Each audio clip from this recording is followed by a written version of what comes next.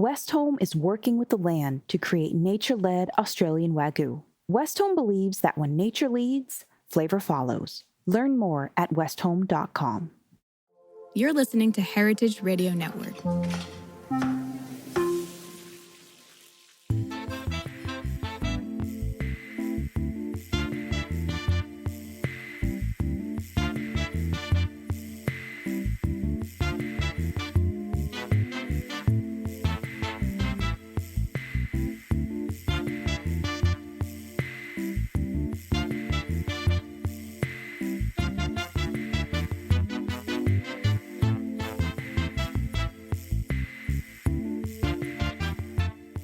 Welcome to the Grape Nation, your weekly wine journey.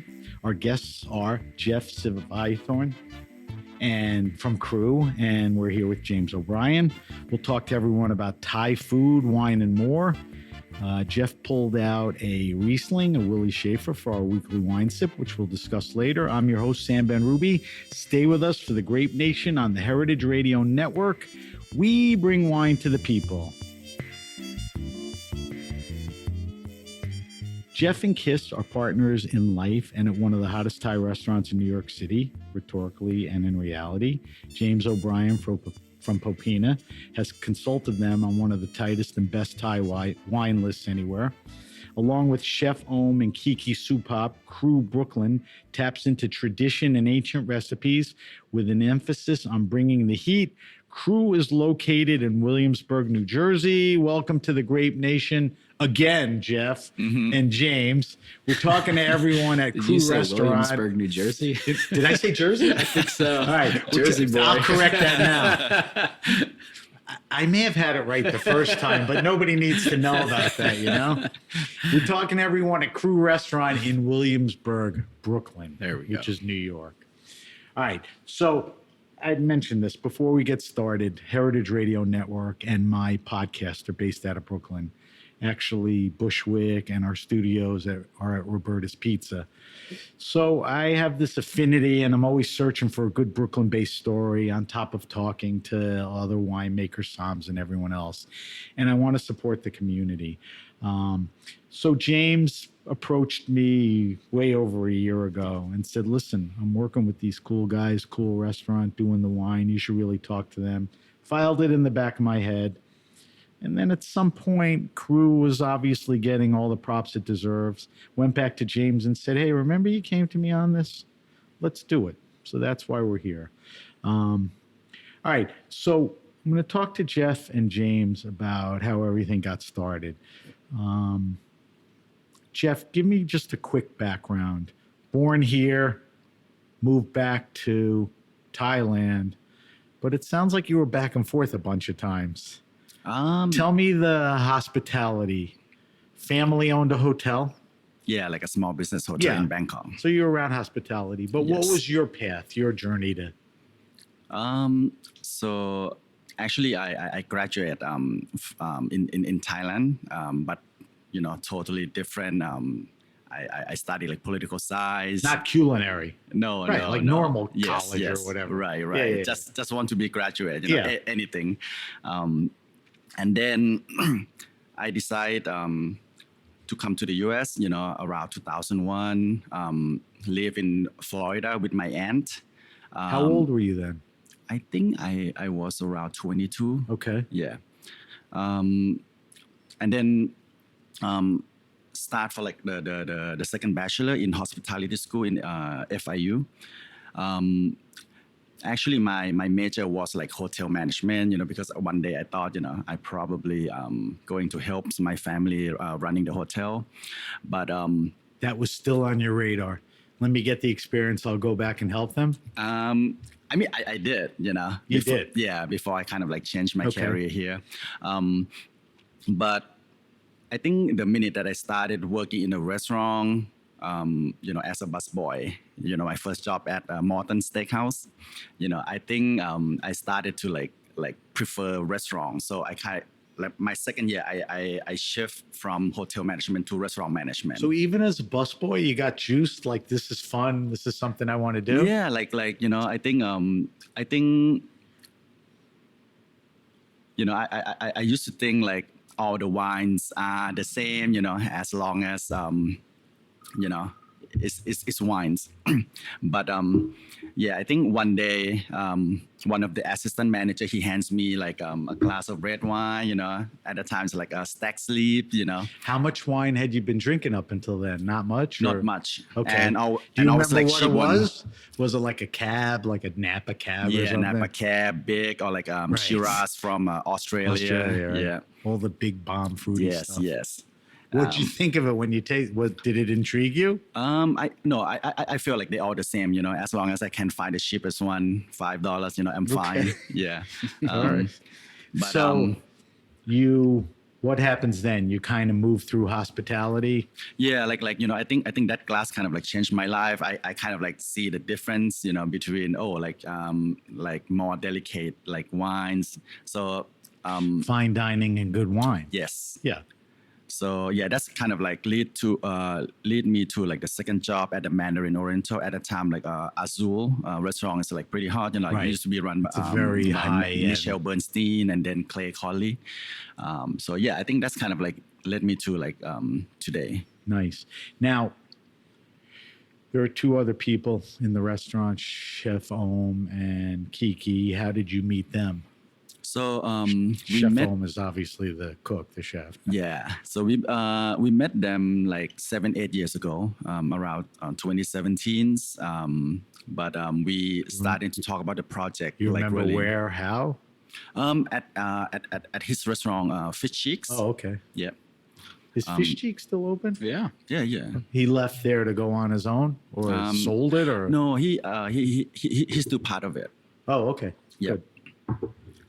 So what happens? Time goes by and you guys talk a little, and Yeah, I think. how does this come about, Kru? Yeah, I think we've been talking a lot like during the COVID, and Chef Om, he's been collecting cookbook, for over 10 years. He loves reading, like that's his hobby, and he got the idea of like the kind of like he wanna do like his own like interpretation of like the old recipe. We'll talk about that in a minute. Yes. So the idea of another place would be a good outlet for him to pursue and fulfill Right. these ideas. And that was when? Around the pandemic? Yes.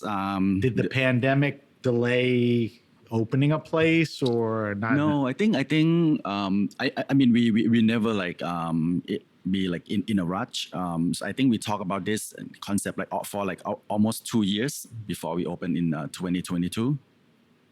Got it. And James O'Brien is doing the wine. The wine game here is really, strong. How did you guys meet, James and you, Om, and all you guys? So we met James through one of my friends and his friend Adam Reese. Because at the time Popina's trying to raise fund to opening the restaurants. So yeah, that's how we met. Oh, so it was under that sort of condition, not going out to dinner one night. No, It was- no. And that was about when? I was in, I guess, 16, 16. because we opened up Popina in the fall of 17 or Okay. late summers. All right, so we're up to current, why everyone's here, how they got here, what's going on. So let's talk about the restaurant, the food, the wine. I did a podcast a couple of weeks ago at Sushi Nakazawa.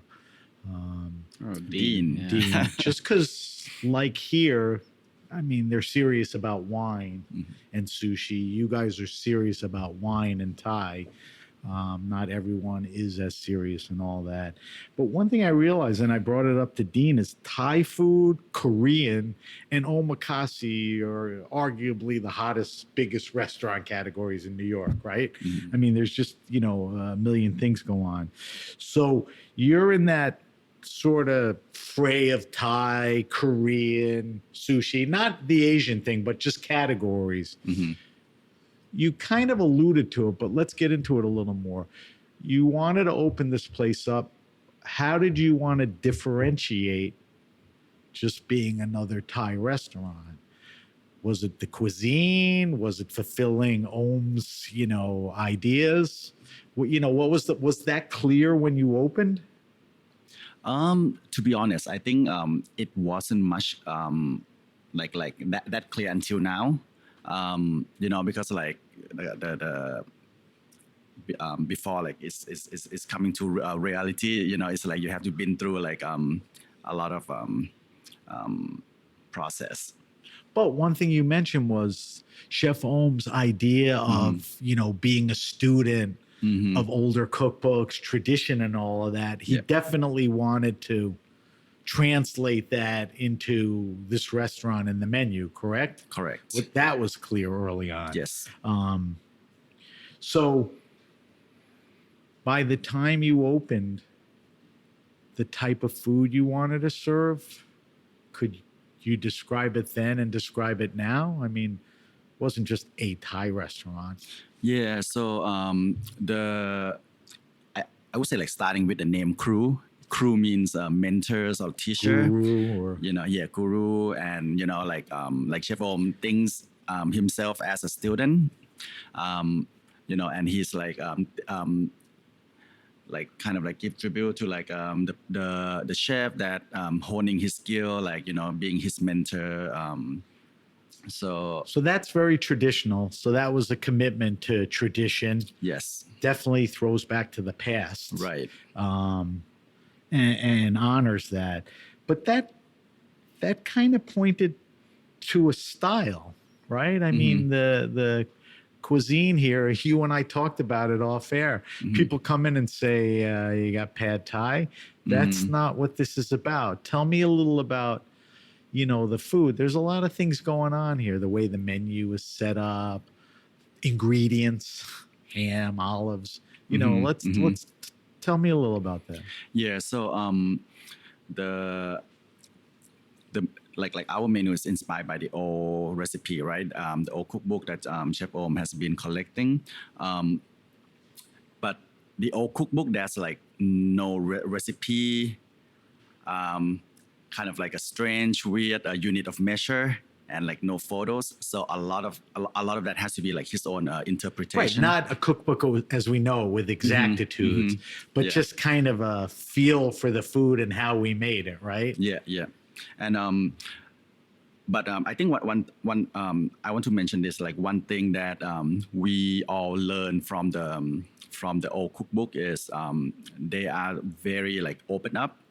There's like no such thing like authentic. Like they already start using like international ingredients like since 100, 200 years ago. And try to find anything that local, that anything that you can find in the backyard. I think that's the idea. So all these ingredients showed up in these books. And, I did a little research on it, and you're right. This goes back 100 plus years ago. And like families, wealthy families, royalty, this was sort of a leave behind to write a cookbook. Yeah. So it was a documentation of these ingredients, right? Yeah, right. Like you don't think of olives and Thai food. So that definitely was the direction you wanted to go here. Yes. Are these recipes like interpretations from some of these books? Yeah, definitely. Like I would say a lot of them. I would say most of them. Some of them is kind of like inspire him to create like another dish as well. Right. So it probably touches a lot of areas. Thai food, Chinese food, as we know it in the States, it's like very Americanized. Like Thai food to most people is pad Thai. Chinese food to most people is like wohop, and it goes to a lot of places in that sense. You're doing Thai, but not the traditional we talked about. Are you touching anything else? Any other Asian influences? Sichuan, Indian? I mean, do those? I think a lot of them. We have like some kind of like Thai, like Chinese inspired, Thai Indian inspired, or even like the ingredients that we use, like even like tin fish, like from like Spain, right. like Japanese fish sauce, So So if you're moving around from Thai to Indian to Chinese, is that a current take on it, or did some of that stuff show up as an influence in these older cookbooks? Were there Chinese Sichuan influences, or that's more of a modern? So What do you think? So I would say the cookbook that we study is we would call like pre-Chinese era. So Okay. that's why we don't have like much of like those like fried things or like noodles. In the old times, you are totally on point that the only people that can publish the cookbook in the old times is only rich people or like royal family. Right. So somehow it's kind of like lead us to like people sometimes call like royal cuisine, but I mean that's not our intention. They also had access to better ingredients, more Yes, ingredients, fresher produce, and all of that. Right. That's interesting. But a lot of the stuff on the issue is now, your interpretations are modern, even from the cookbooks. Is that correct?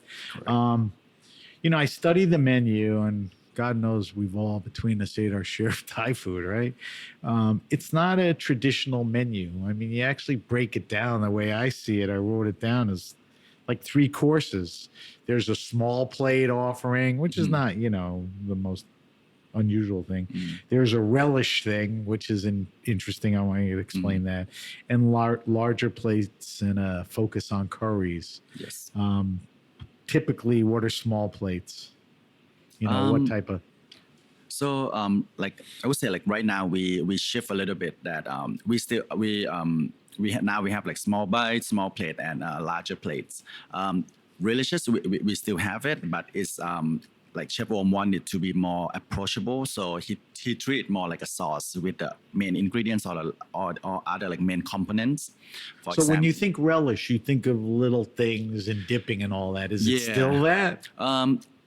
Not exactly. Okay. He just like transform into like the like another presentation. Right. Yeah.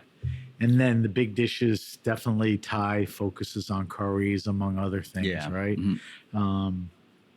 A lot of restaurants have off-item menus.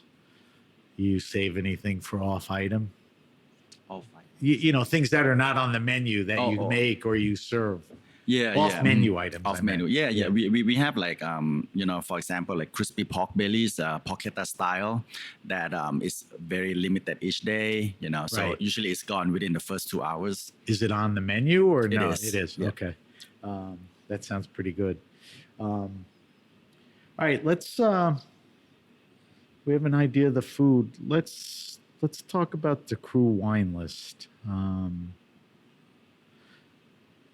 When you came on the show, I had a question for you, and I have another question for you. The question was, how the hell did 2 Irish guys open up one of the most admired Italian restaurants in Brooklyn? Okay. So we went through that and figured all that out, and that bared itself out. So you don't have to answer the question. Here's the follow-up question, right? So you've opened an Italian restaurant, which I just alluded to. You opened up, with your friend and partner then, a chop house, Gus's Chop House. It's now called Gus's. What the hell qualifies you to consult on a Thai food restaurant? Yeah, Answer nothing. that. Nothing. Nothing. For me, it was just like a total passion project. I love. It's the food that I always like to eat. Well, that I know. I know you like to eat, and you'll eat anything from, street food takeout to the fanciest restaurants. Yeah. You're well versed. Yeah, and I've tried to. Certainly not like 3 or 4 trips to Thailand qualifies anyone to like be an expert or say they could easily put together a list. For me, it was like a challenge, right? I think I've been working in Italian wine for a long time, and I obviously have expanded Italian selections at Popina and at Gus's when I was there. But this menu allowed me to just kind of open up the floodgates to like, it's not about a specific region. It's about like what goes well with the food. And I was really excited and scared and challenged by where this. is it a specific region? Like if you own like a nice French restaurant, the specific region is you're going to have a lot of French wines. Yeah. Copina probably leans more towards Italian, although, like you said, you expanded it. Here, it wasn't about one thing; it was about what works best with everything. Yeah, and I think you also have to. This is my first time putting together a wine list for Williamsburg, right? And Williamsburg is a different market than Carroll Gardens or Cobble Hill or Red Hook. So let's talk about that for a second, because we all talked about that a little. In the context of wine, because that'll lead to food too. What's the difference? What do you have to do? I mean, why is Williamsburg different? You explained it to me quickly. Sure. I mean, I think that I would like, again, when I was putting together this list, I was scared because I was like, I don't know, do people like classic wines in Williamsburg? Because I think the list that we put together, Jeff and I, is a list of a lot of like classic producers. Of course, you have some of like the more cutting edge, newer, cool producers, but a lot of it's like rooted in like just really good classic wine. So Williamsburg is younger, hate to use the word hipster, sure, orange wine, that's the focus, and that's what you have to pay attention to. How exactly, and that's not necessarily like my wheelhouse, right? And not necessarily in the Carroll Gardens that you mentioned, because it's more families. Or yeah, I mean, the Carroll Gardens, Cobble Hill area, is definitely definitely more open to trying new things. They're generally excited about whatever our staff is excited about, whether it's natural leaning or a little bit more, I don't want to say like natural versus conventional, but just more so like they don't get bogged down. Like they're just as excited as like a Barola producer who's been doing it for 50 years than they are for this like current release pet nat. Right. So but for Williamsburg, I don't know the market, right? I just like see like who does it well over here. And I think that it's a mix of it's playing in a territory that I'm not like super familiar with. So you put your best foot forward, you jump into it. You're no slouch, but you're admitting, what worries you a little. Were you able to nail it, or it took some tweaking? I mean, you sort of figured it out, understood it, and had it right. Well, I think just like the food, it's like we're learning. We're seeing what the neighborhood likes. We're not very, I don't want to say like dogmatic, but we're not saying like what we put down, whether it's the food menu or a drink menu, is always like right. Like we're not telling you like this is what you should eat or should drink. No, like we're just saying like we love this, and I love this wine, I love this dish. And just like the food's kind of gone from the menu as it is right now, the food menu that is, it's like the first time I looked at it, I go out to eat Thai food all the time. Again, been to Thailand. I look at the menu. I was like, what is this? I don't know anything. And that was, to me, this particular menu. Exactly. Yeah. But that to me, is exciting. Yeah. But like for other people, it's like, it's frightening. And like, maybe they wouldn't want to take a chance because they don't know that like, hey, like just ask the server, they'll explain the dish to you. Or, so for me, I think the menu has kind of evolved. The food menu has kind of evolved, and so has the drink menu, because again, like we're kind of listening. I think in hospitality, I think sometimes that's where people go wrong, is they think it's their way or the highway, and I think you have to like listen to the neighborhood while still keeping the perspective of what you are really passionate about. That's the logical way to do it. Do you remember when you brought James in, kind of what you tasked him to do? Did you just throw it out to him? Did you know, it's like, hey, you're the wine guy, you do it? Or, was there any direction? I mean, one thing that we know that James always like, Chef Om's fan, in terms of like his food. And I think James was on board, like maybe, probably like 6 months after we talking to each other, that we want a place that that pairing well, like the food pairing well with wines. And the first person that we thought about is like James, because he's also like friends with all of us. You mentioned something early. I'm curious. When you opened Popina, obviously there was a lean towards Italian wines, and you opened your wings a little. My guess, but you tell me, is as you expanded, because you wanted to, you liked it, it worked well. Was Burgundy? Was that the next thing? Yeah, I mean, Am I right, or was it something else? Popina's list started off as American Italian to complement the food that, or stick on theme to the food that it was. So Right. we opened up an Italian spot. Chris was the chef partner, and he was from the South. So he wanted a lot of. It wasn't just your regular Italian restaurant. It was American Italian, Italian through like an American perspective, or American food through an Italian perspective, I should say.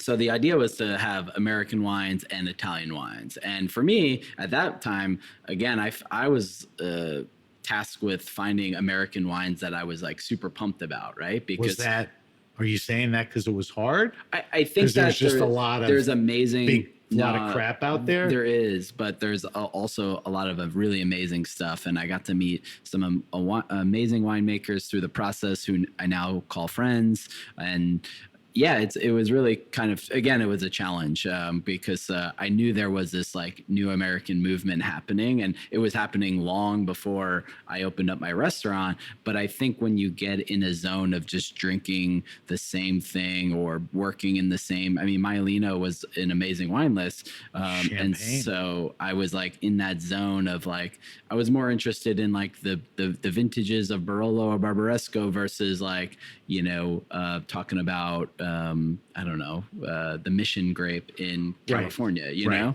But now I'm really glad that I got a chance to dive deep into more American wines, because I think they're doing amazing things. And and I do think that the wines go really well with food, especially some Thai food. So there, because of the food, you did Italian and American, and obviously expanded. What was the obvious thing here? It was obvious for you to do Italian. Made sense to have American because it's an American interpretation. Here, you look at Thai, and again, we're not talking regular Thai. We're talking about, recipes that are steeped in tradition, different ingredients, very spicy, right? We all agree. So are you sitting there going white wines, or are you going just German? What's your original thoughts? I think like the idea of playing with German or Austrian wines, I mean, Rieslings or Gruners, and just other wines that have like different sweetness levels, whether it's Chenin Blanc or, Jurançon wines. There's a whole lot of ways that you could play with like sugar and acid, and it's really, again, there was nothing that was like so obvious. I mean, like, of course, like we're gonna have like some dope Riesling. Of course, we were gonna have some champagne, because like we want to drink champagne with everything, right? But it goes well with everything. Yeah. And then I think everything else was kind of like cool. Like what? Again, we wanted some American wines, we wanted some Italian wines, and like which of those categories, or maybe exploring the. But when you get to the American and Italians, does it sort of have to fit into a certain box because of the type of food? Like, do we all agree that the best wines for this type of food are higher acid wines? Sure, but some like super textural wines that don't have acidity could play like really nice, like a Rhone, like right. Marsan Roussan, or some from the south of France. So yeah, I mean it's all different, and honestly, a lot of that is us. And one of the things that I really, really love about working with these guys is like, Chef Ohm, like in the least expected moments, will just bring you food. Like you're gonna get probably some food at some point during this podcast.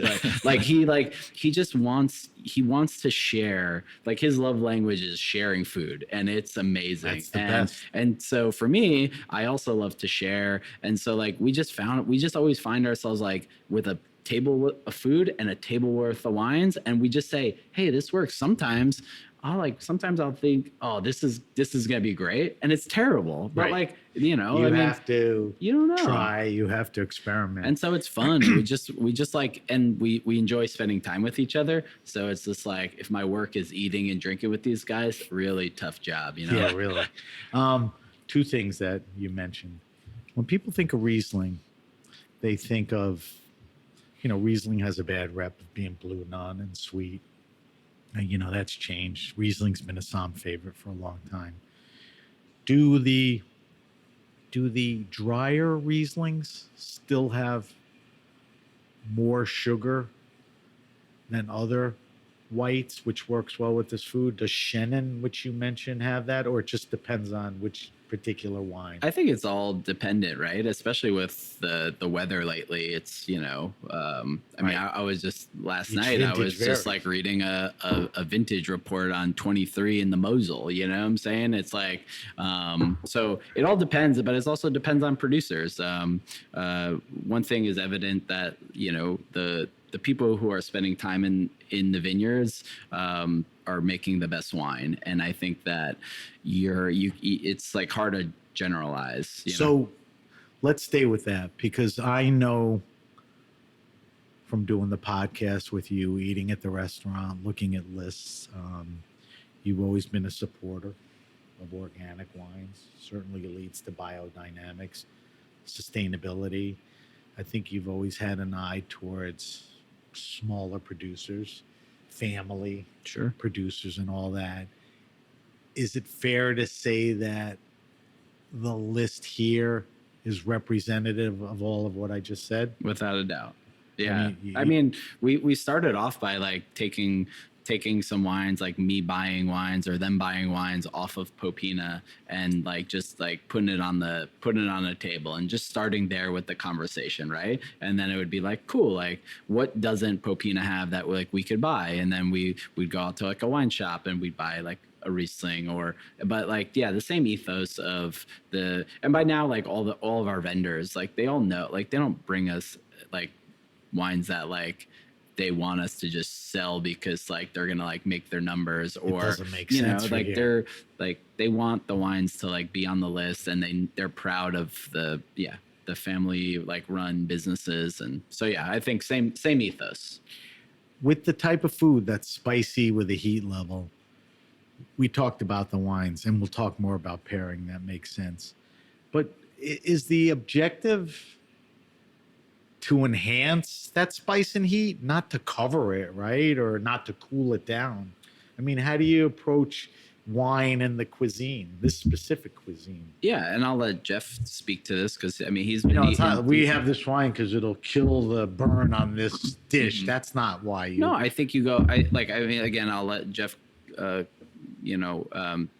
chip in, but like I think the idea is like you either go with it or against it, right? Go against the spice or with it, Right. And like I think like sometimes it's more beneficial to go with it, and sometimes it's more, like it's always a balance, and it's always trial and error and seeing. So but Jeff eats this food every day and drinks all the wine, so like I'm curious to hear what he has to say. But I've found success in going with heat or against heat. It just kind of depends. It also depends on your consumer, right? Because sometimes even if and also what else, because not every dish is going to have that spice level, right? So it's like you might have a one spicy dish, and if you only have one glass of wine to give somebody or one bottle of wine to give somebody, do they want to drink that like maybe like off dry Riesling with their whole entire meal? Or is there like a way that you could position yourself to like have a more versatile wine where it doesn't necessarily like hit the heights of your exact pairing, but it does a damn good job at like coasting you through your meal and offering a lot of pleasure? I forgot to ask, do you do by the glass? Yes, we do. Like how many Whites and reds. 4 whites and 4 reds. 4 reds. Yeah. And the list looks pretty global to me. To the points we were talking about before, it seems like obviously you're going to have your good share of Rieslings and all that, but it's all over the place in a good way because it's a matter of finding the best wines that complement the food anywhere. And we'll talk about that in a minute. I hate to make this a show about pairing Thai food and wines, but listen, we're not talking about your average Thai food, and I'm not talking average guy, so we're going to talk about that. We have to take a quick break. We're talking to James and Jeff. We're at Kru. We're talking about Kru. We're talking about the wine list. Like I said, when we come back, we'll talk a little more about some specific wines and pairing. You're listening to The Grape Nation on the Heritage Radio Network. Whether you're a chef or just love going to restaurants, you know the best ingredients are everything, especially when it comes to beef. In Northern Australia, there's a different approach to raising high-quality beef. Westholme, based in Queensland and Northern Territory, is working with the land to create nature-led Australian Wagyu. Westholme stewards 16 million acres of rangeland guided by their natural ecosystem. They're led by a belief that if they balance the needs of their cattle with the needs of the environment, both can thrive. Westholme's team of rangeland experts and nature managers use a variety of tools to monitor and respond to the welfare of the environment, like satellites that assess grass health and on-the-ground research. Cattle are happier when they have the freedom to forage and explore, so Westholme ensures that they can roam wild, foraging at will for the first 2 to 3 years of their lives. Their cows graze on native grasses like Mitchell grass, which is only found in Australia, along with dozens of other plants, herbs, and seasonal legumes. The result is a high-quality Wagyu beef that reflects the terroir of Northern Australia and a flavor suited to complement any cuisine. Westholme believes that when nature leads, flavor follows. Learn more at westholme.com. All right, we're back. We're back with James O'Brien and Jeff Sivatai. Sivayatorn, not Thorn. Nailed Damn. it. Yeah, I nailed it after the 6th time. Nailed it. Should I just walk out of here? Or maybe now? Sabayong. Yeah. So let's talk about pairing a little, all right? Because the food is most interesting, like we've been talking about. It's not the average Thai thing. What's the toughest thing about, or the most challenging thing about pairing wines to the food here? Is it, and I know it varies by dish, but there's generalizations here. Is it worrying mostly about the spice? Is everything so saucy that you have to worry about the sauce, which then may be spicy? Do we have to worry about the proteins? Like one of your famous dishes is a beef tongue. Does the pairing address all of that? I mean, when you pick the wine list, you have to have a portfolio of wines that hit all of that, right? I mean, what's the most challenging thing? Is it the heat, the spice? Is it I would say the acid. the acid in the food? In the food, yeah. So I always think sauce is harder, like more challenging than the proteins itself. So when you refer to acids in a food, give me something specific where the acid is either prominent or an issue that you're mentioning. What's a dish? Yeah, like which you have to think about pairing against that acid, right? Yeah, like I think anything that kind of like a ceviche style, that like raw seafood that needs to get cooked. That's like the whole lime juice is in there, So yeah, so we need something that's really like crisp, right? Like sharp. So on a ceviche that's here, what's a good wine? I think we have some delicious like salty Albarino that I think like goes really well. Like Gruner. Yeah. Right. Especially if you're playing with some, like there's always a lot of like herbs that chef uses, and Gruner like has this like inherent herbaceousness that it plays really nice. I remember growing up or later on Chinese food in Gewürztraminer. That was like an old thing. Does that still work? So I think it, I mean, it was such a stereotype thing, Yeah, yeah. man. But Well, we could talk about pairings for hours, but I think for us, it's just trying to.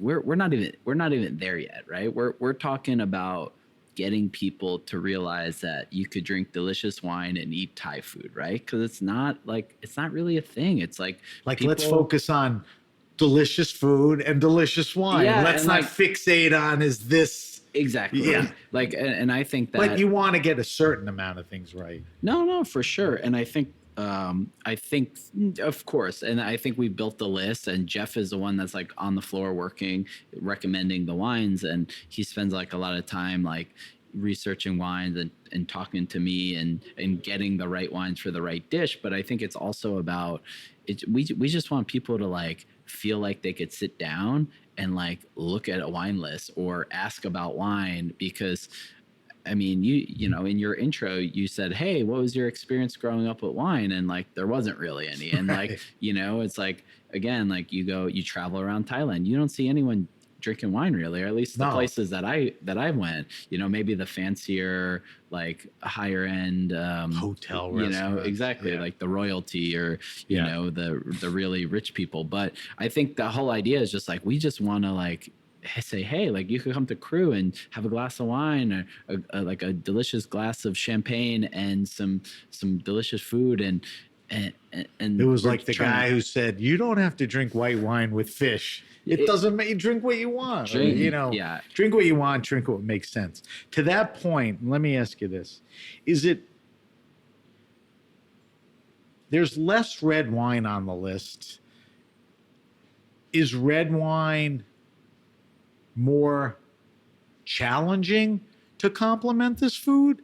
It just, you know, because you mentioned before a nice textural red makes sense. But overall, is red harder or makes a little less sense? Not that it's bad. I'm not being negative here, but is that true? There's less red wine? I think it's also a matter of, and Jeff, you let me know if you agree with this. I think it's also a matter of like, guess what? Like we're coming out of summer and it's hot, and you know, like what are So seasonality and on top of the food. exactly. I Right. think white wine always works really well with a lot of the dishes, but I think there's You're more comfortable as it gets colder. I think as it hardier, colder, a red wine. red wine. And I think again, being smart with those red wines. I think those red wine, it has to be like, I think quite selective, you know, like because try to have like a more like fresh light to medium reds, you know, not like a big bowl one, you know, Right. kind of like clash, That's you know, what to a lot of works. dishes. Yeah, like high alcohol reds, which are normally not our style anyway.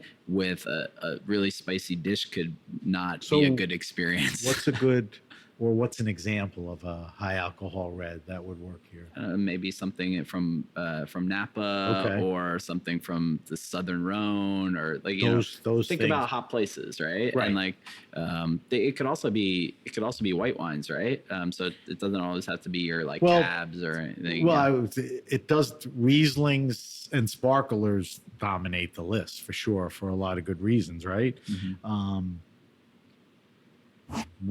What else? You know, champagne is good. Any kind of good sparkler, or the whole gamut of Rieslings. When you get away from those wines, what else is prominent on the list and I good mean, with the food? We have a lot of Chenin Blanc. We have So Shannon is a Both great like dry and off dry. Yeah. right. What else? Any there's other? some, you know, salty wines like Muscadet or Albarino. There's for red wines like we love northern Italy kind of reds, like the very like light aromatic reds of From like where? maybe like Piedmont, like maybe like Ruque or Grignolino or stuff like that. Like Frappato. Yeah.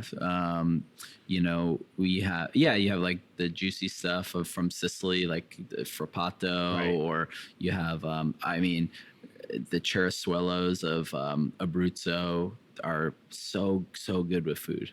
Yeah, and good value too. How much are you conscious of and swayed by the fact that most of the list can't be these crazy prices, right? I mean, the food is great value, reasonable, not expensive, not cheap. But you don't want a wine list that's out of step with that. Those are the type of wines. Are you conscious, of pricing Yeah, I think I to the think food? Do you have to worry about Williamsburg or will?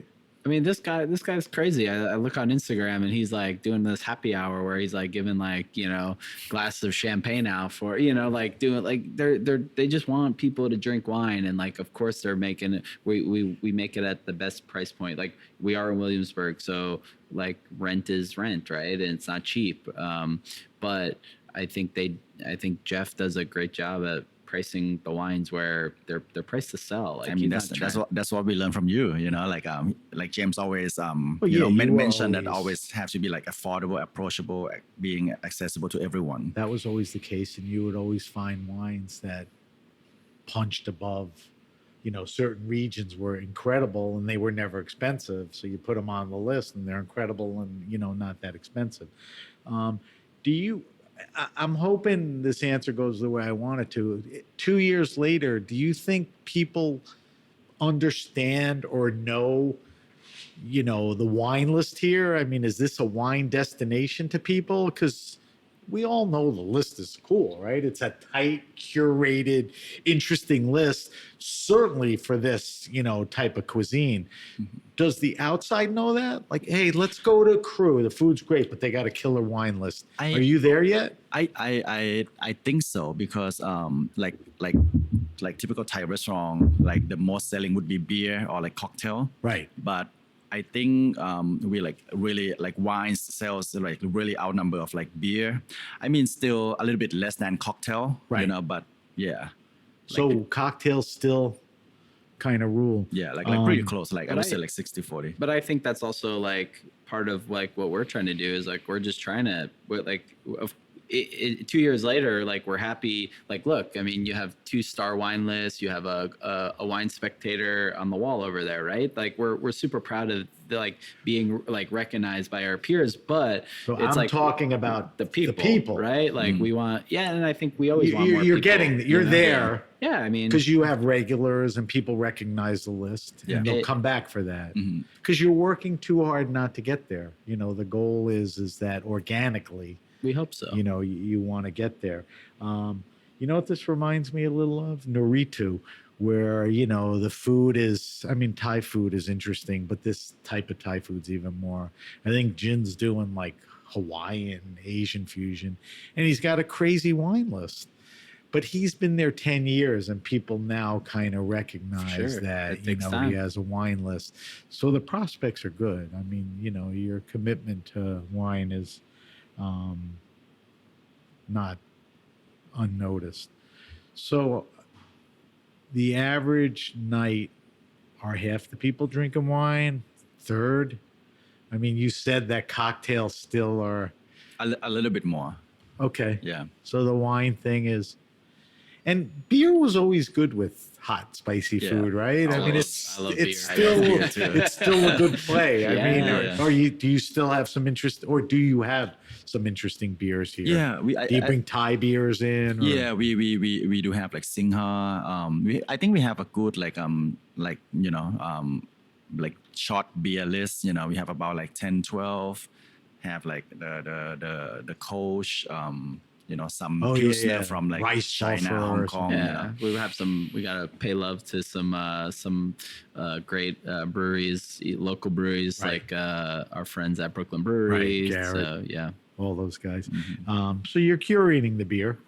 Yeah, I mean, we like Jeff does all the work. I just, I'm just here to kind of. He's been helping definitely keep the bumpers on. So I'm always curious, and you're a little further ahead. What's the key to like longevity to a place like this? I mean, how do you stay at this 2 years? Not a lot of restaurants even last 2 years. 4 years from now, 6 years, still be inventive and all that. Do you even think that far? I mean, do you worry about like, what do I have to do? Not so much for longevity, but what do I have to do that's right to keep going? Yeah, I mean, now we just like hustle every day, Yeah. Yeah. What do you think? I think it's just a part of just loving what you do and creating the place that like you want to be and you're proud to be. And, for me, it's like, I'm still more so than ever, I'm on the floor of Popina at least 5 nights a week, right? In some capacity. Obviously, I go away on wine trips and whatnot, but it's like, I think sometimes if people are too short to like, it takes hard work and it takes hustling. And, I think, yeah, I mean, sometimes the nice part of that answer is you like it. you love You're it. If juiced you don't on the know, floor. if you don't, obviously, like, honestly, if but somebody also could do you my are the P&L business, and if you're do all not, that, things are better when you're on the floor. Not that you're not allowed to go away, but some people are like, I don't need to be there every night. It makes a difference when you're there or not. I love it. I love it. Like, because your employees, see all of that. Same thing with you. You still feel it's not a job. This guy needs a day off. You working too hard? What's the future here? I mean, some people open second restaurants, third restaurants successfully. Mm-hmm. A lot of times that's a death knell. Yeah. I mean, when you have this certainly could play well in Manhattan, right? In the East and West Village. Yeah, I think we all thought that this it's only gonna be the only crew. It's not gonna be like a second crew somewhere else or like So we try to do our best. Don't rush into that. Mm-hmm. Before we conclude and jump on our wine list, and I want to taste that wine. I know you've been doing at Popina all kinds of stuff. I mean, you do events now and you do them well. You do wine dinners, you do winemaker dinners, you do collaborations with other restaurants. You guys have a collaboration coming up, right, this week? Yeah, so we're doing or next week or 2 weeks. It's so we started this James and Kru series, which the first one was with John Bonnet, and we like did a lot of French wines. The second one is going to be with Jeff Porter, so we're going to do Italian wines naturally, and that's on the 20th. Are you doing Italian wines at Kru? Yeah, we're basically a little crazy. Yeah, Jeff Porter is just like. Oh wait, the John Bonnet was here. We're talking Kru. It's all Kru. Yeah, because you do stuff like that at Popina too. Exactly. So we're doing the one with Jeff Porter. He wants to focus on Italian wines, and he's just gonna everyone's gonna be different, right? So the first one with John Bonnet, we had like a bunch of fancy French wines, and like people were just drinking insane stuff, and just like it was a party. People were standing. It was so much fun. This one. We hope to have the same turnout, but it's going to be all Italian wine, and it's not going to be your Barolos, your Barbarescos. Right. It's going to be the wines that you want to drink, and that's one of the things I love about Jeff Porter is like he's like so. Like he's as interested as in Timorasso as he is in like a aged Barolo, So we're getting him to kind of spread the wine, the Italian wine gospel, and how it could. He actually was in New York. Was it last week or 2 weeks ago? His daughter's 5K. He came to eat at Kru twice because it was so good. Did he? That's a good sign. So you guys are doing this Italian wine thing more to do a nice event and introduce Italian wines, not so much fixated on which Italian wines pair with. It's a little of both. We just want to have fun and open up stuff and try, have people trying different things. That makes total sense. And then in November, we're going to, Stephen from Von Boden is going to be here. And then in December, Raj from Pressoir and so we have an amazing lineup of people and who all like really love this fucking restaurant. And so we're just trying to like promote the fact that like, come here, drink wine, eat delicious food, have fun. What about Popina? Oh, well, Popina's is a busy month. So we have I don't know when this is airing, but on we're doing a pop up at Black Fox on Wednesday in Manhattan. So bringing a little hot chicken and wine to Manhattan. Lots of crazy wines I'm going to be opening up there. When is that? That's this Wednesday, the 10th. Okay. And then we have. Where is Black Fox? It's down in the financial district, 70 Pine. Right. In the same building as Crown Shy. Oh, okay. Yeah. And then we have Dan Petrosky's coming in town. I saw that. From Mastercon. Yeah. That'll be fun. Oh, he's the best. I love him. And then Camille Thierry from Burgundy is coming in and he's going to do a dinner as well. THIRIET. Thierry, just so people know what we're talking about. So Dan and I did the first ChatGPT podcast. Dan's the guy. I called Dan. I said, listen, let's get on this before anyone else. He goes, what do you want to do? I said, we're going to ask you a question. We're going to ask ChatGPT the question, and we're going to compare the answers. So let's you and I develop the questions so that they're thoughtful and all of that. And this was over a year ago, before like this stuff proliferated. And Dan was pretty impressed. The detail was good, not great. They just didn't have a sense of what he does, but they knew what was going on. So that was kind of fun. And at that point, he had shifted to just, I think, Massacon. All right, I'll get to info on everything towards the end of the show, but we do a thing called the wine list. We ask all our guests 5 questions. We've done over 300 of these. James did it once a couple of years ago. I'm actually going to compare his answers. So it's spontaneous. Keep it short.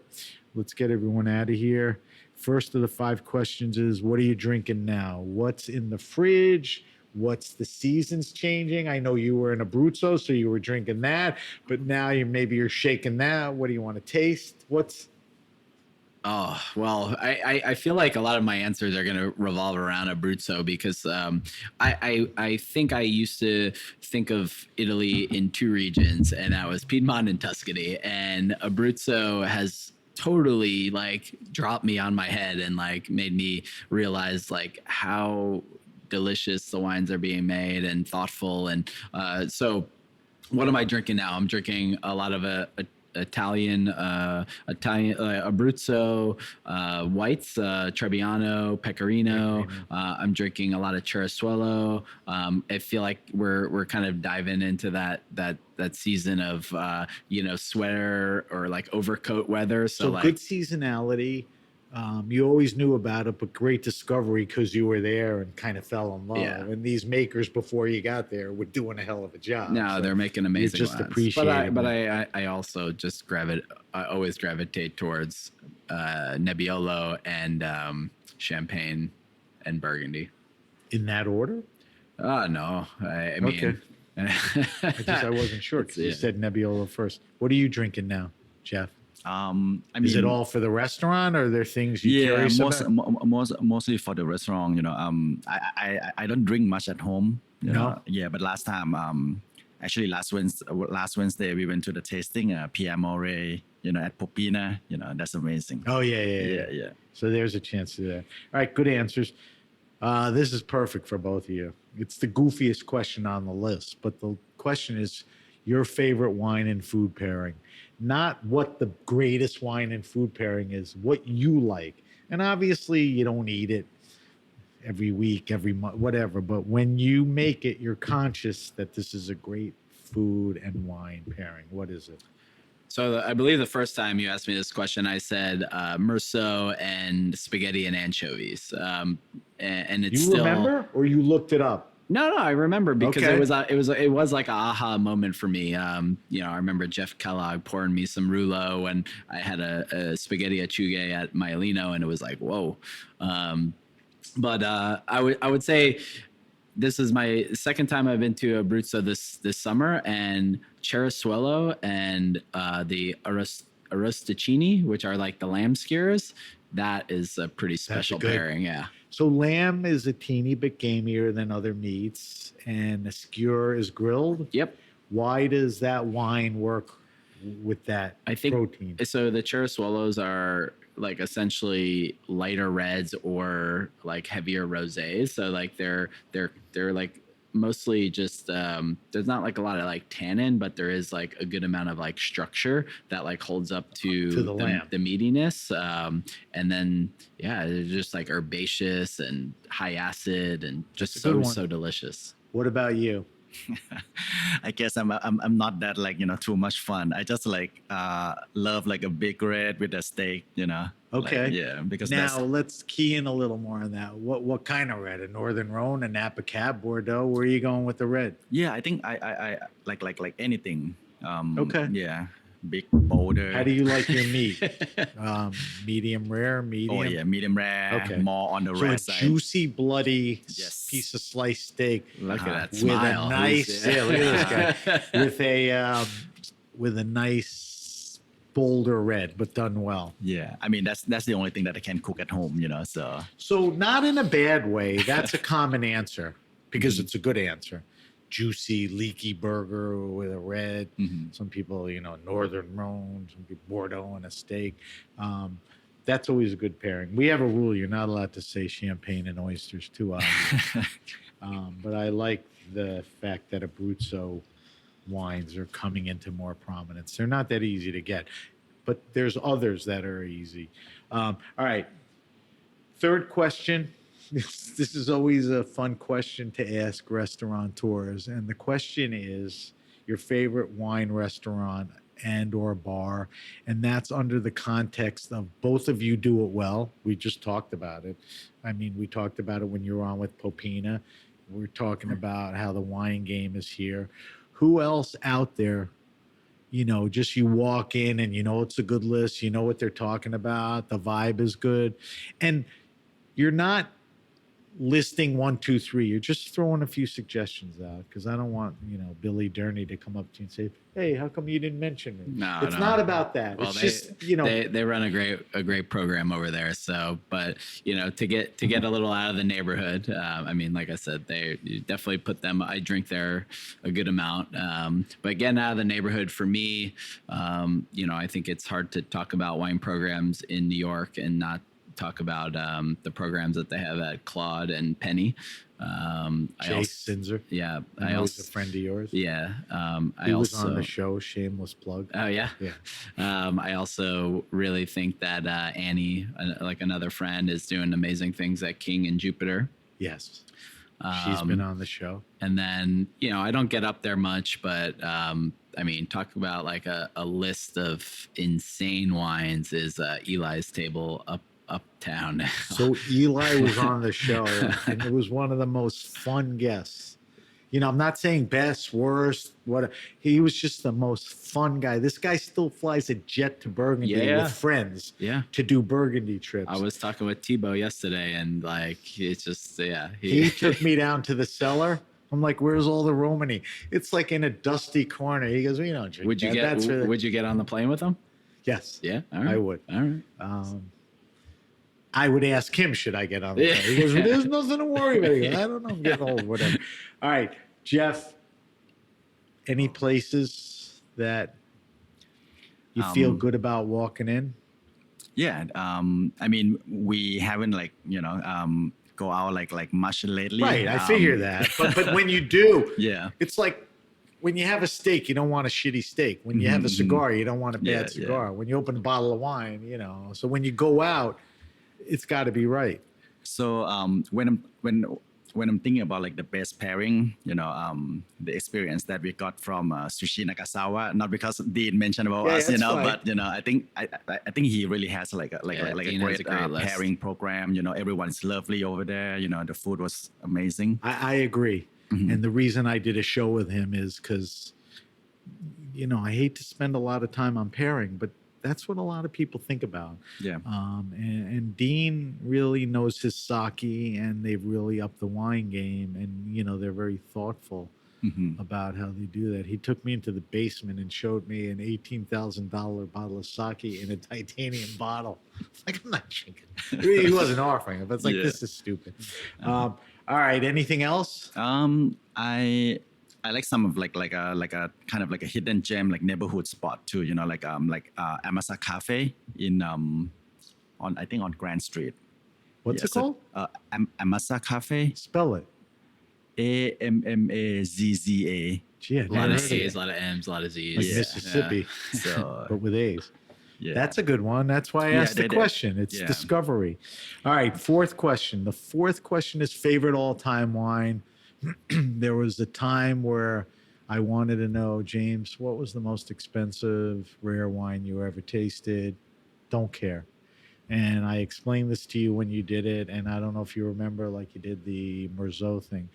Um, but it's about the wine that had the biggest impact on you.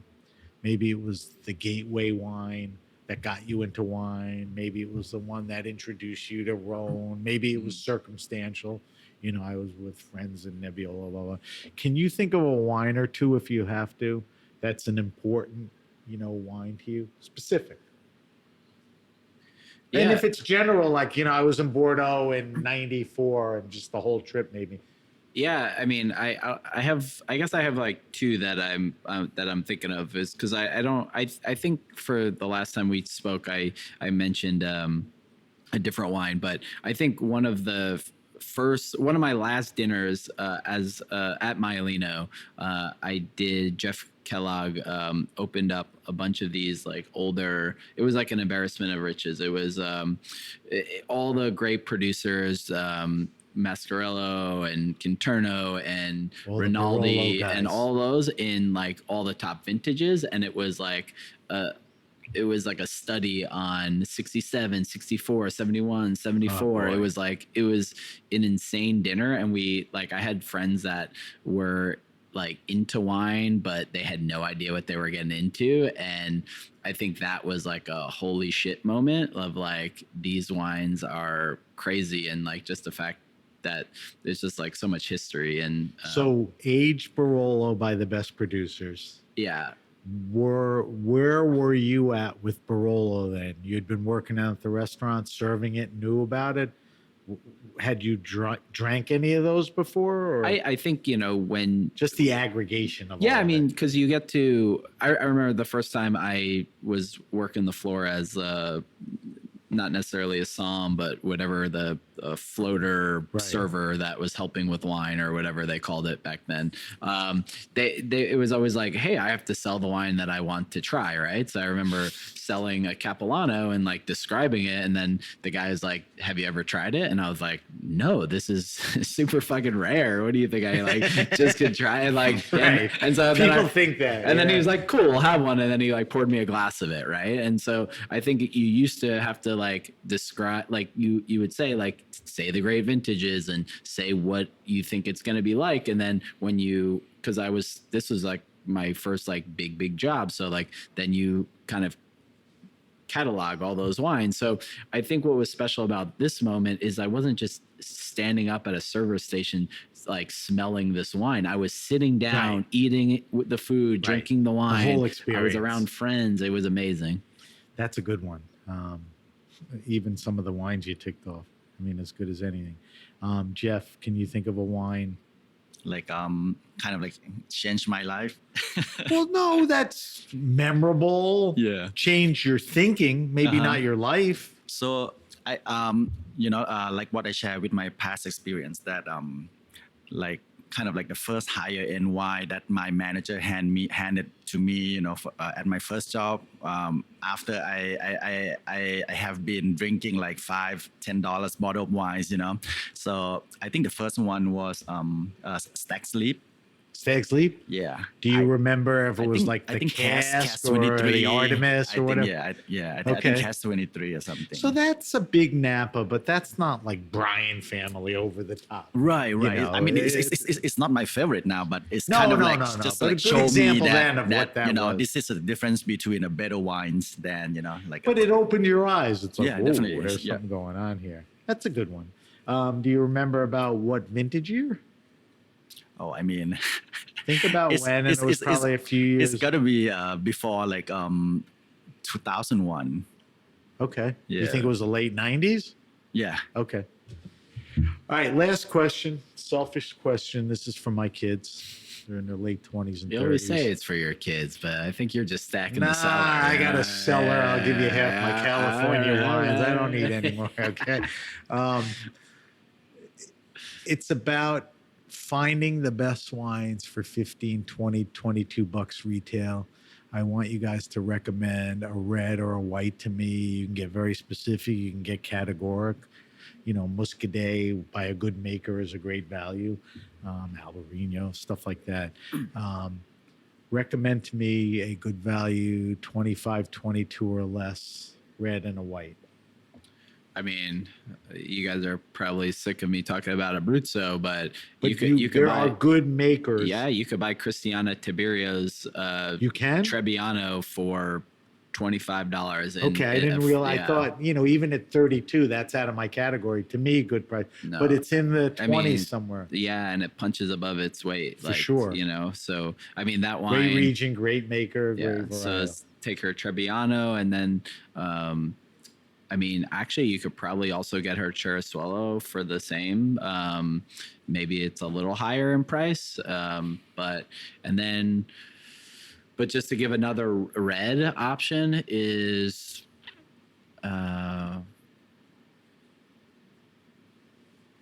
red's harder than white. A little bit, yeah. Because of price. Yeah. So 20, 22, 25, that's a tough one. I think you could probably, no. I mean, you probably could find something. Oh, I think there was this, I was just pouring it by the glass. It was Ronchi di Chala. They're from RONCHI? Yeah, they're from CIALLO. CIALLI. Chala. Yeah, I'll look it up. Yeah, but I know you're talking. But they do like a Scopatino blend that I think if you go to the right shop, you could probably get it for around $25. Right.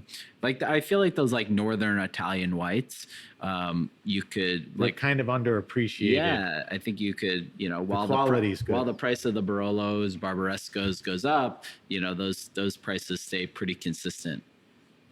Jeff, what are you thinking of? You could look towards your list or your personal stuff. So this is your this is a suggestion for your kids or like people in general? No, this is for anybody. Oh, okay. It's just cheating because my kids, they can't show up at parties with supermarket wine and they can't afford 40, 50 bucks. So I give them tips. So I just give them the credit card. Well, they have it anyway. My Uber account, my Smart Pass, I'm dead. Okay. I mean, I would just go with my experience, that I told you that when I first studied wine class, I bought like Jacob's Creek, like from the supermarket, I think it's something that really like nothing like too complex, just something simple that is like very sure that character, either like Sauvignon Blanc or even like so good Gewürztraminer. So you're going varietal, like a Sauvignon. Look for a good producer at that price range. Go into a good store. Yeah, because I feel like that so those are whitish. What do you think about for red? I would just go like Merlot or Okay. Like I know boring, but with that age, I think like my palate wasn't that I think complex. you could get the Pay Bonheim wines. Like we have one on the list here. Mm-hmm. I think you could probably get it for like $30, but it's a Bordeaux blend. They're doing all like biodynamic viticulture. Right. So throw like all that in. Yeah, no, it's you figure $22 for that, you'll definitely pay a little more. Thoughtful wine for sure. Yeah, those are good ones. I didn't mention, but we post our answers on social media. It's fun to sit down with guys like you and then sort of get some good wine recos or what you've been exposed to. Definitely, you've been influenced heavily by your trips to Abruzzo. It's kind of showing up to, which is, you got the right place, right this time. This podcast is sponsored by Abruzzo. The wines of Abruzzo. Next time you're in Abruzzo. All right, Jeff, while I'm setting this up, I want you to get out of your seat, get 3 glasses and pour the wine. And I want to talk about that. So we end the show with a segment called the Weekly Wine Sip. The idea is to taste wines, not for me to sort of, get free wine. But when a winemaker comes on, doesn't it make sense, James, to taste his wines? When a somm comes on, what's reflective? When you're at a restaurant that really has, specific food, I asked you to pull a wine that's representative of the list. that goes well with the food, reasonable, accessible, um, and cool. So, Jeff, tell me what we're drinking, and then James, I want you to jump in and give me a little more. So this is Willie Schaefer Cabinet. Okay. So Cabernet is a classification of Riesling which indicates dry. So this one is like I would say like medium dry, like a Medium little bit dry? off dry. Yes. This is the vintage 2023, which is I haven't tasted yet. You know, it just Okay, arrived so we'll last week, taste so it we with will you. taste together. Yeah. Do we know if 23 was any good in Germany? I think it was like one of those. I was reading the Von Boden had like put out a report, and it's such a good read because he's just like such a real, He's a great writer. real guy, and like Well, he's a real guy, but on the ground. yeah, You know, no, but it's like he'll tell you the good, the bad, the ugly, and yeah, I think he was the one that I kind of stole the farmer, like that's where I read it. It's like if the people that were in the vineyards like did okay, but I think it was a tough vintage for a lot of people. Okay. Another shameless plug. He was on the show because he wrote sort of a little memoir. He self-published it. We brought him on to talk about it. It was a lot of fun. And he does have his hands on some of the best wines coming in the country. All right. So, Jeff, 23 Willie Schaefer Riesling Cabernet from the Moselle region.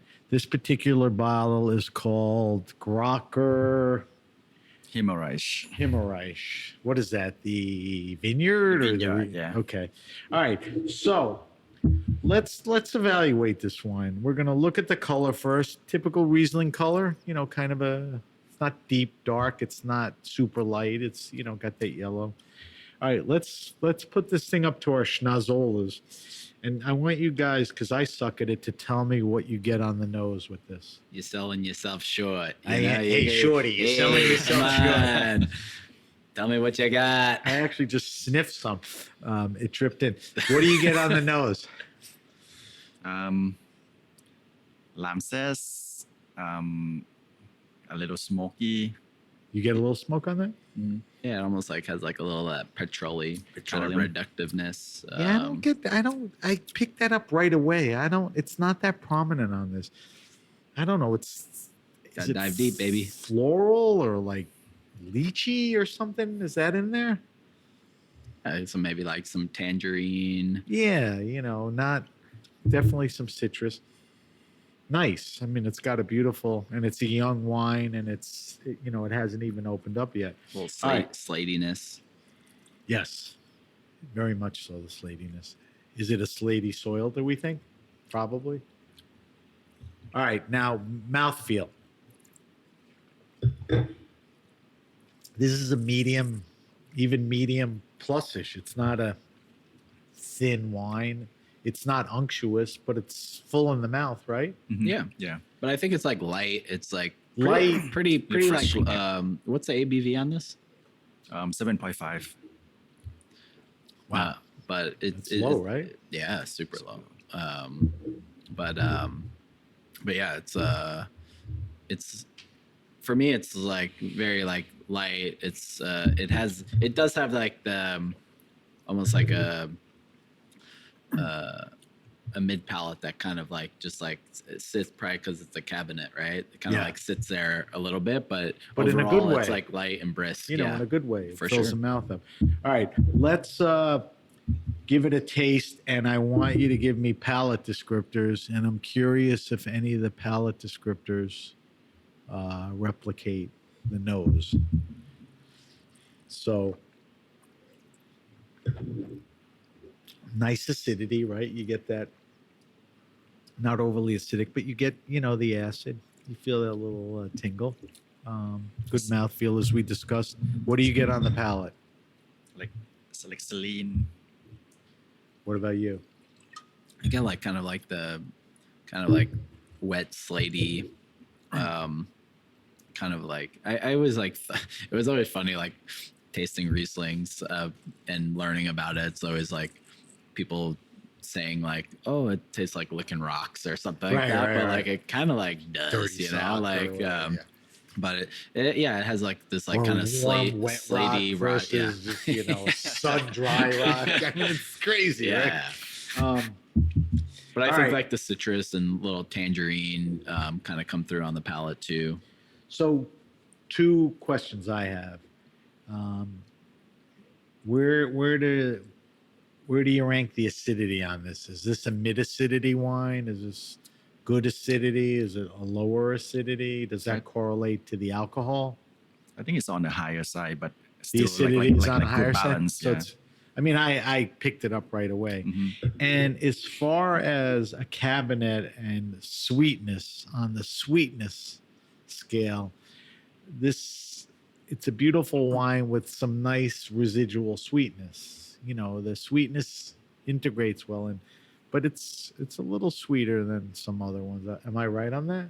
Yeah, I think like the idea is like you're gonna give this wine to somebody that might be like, oh, I don't want a Riesling to be like too sweet, or but like you think that like the cabinet style is like going to be like beneficial with the food, and so I think that was the idea with putting this wine on the list to have something that I also think people who like wine but are not experienced, and they like The Prisoner, they're residual sugar lovers. Oh my god.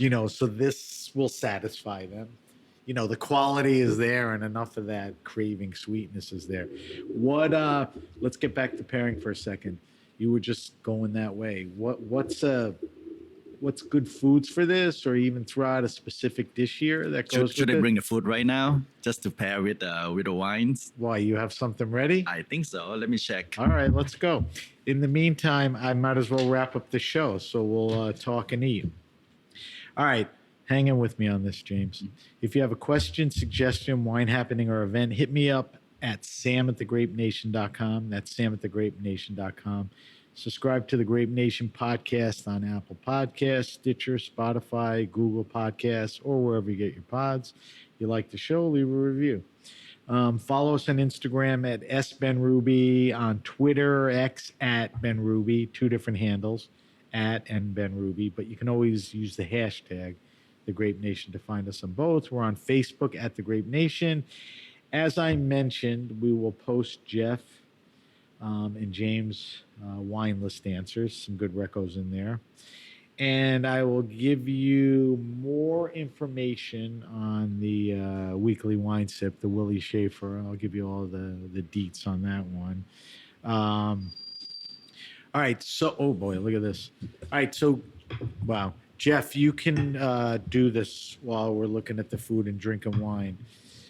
If people want more information on Kru, what's the best way to learn more or to knock down a reservation, or maybe people like to scout the wine list? Yeah, so I think they can check the IG, the Instagram. Instagram? Yeah, so your social? Kru.bk. Okay. Yeah. Do you push people to the website? Yeah, and they can make a reservation through Racy and Open Okay, Table. so you're a Resi restaurant. Yes.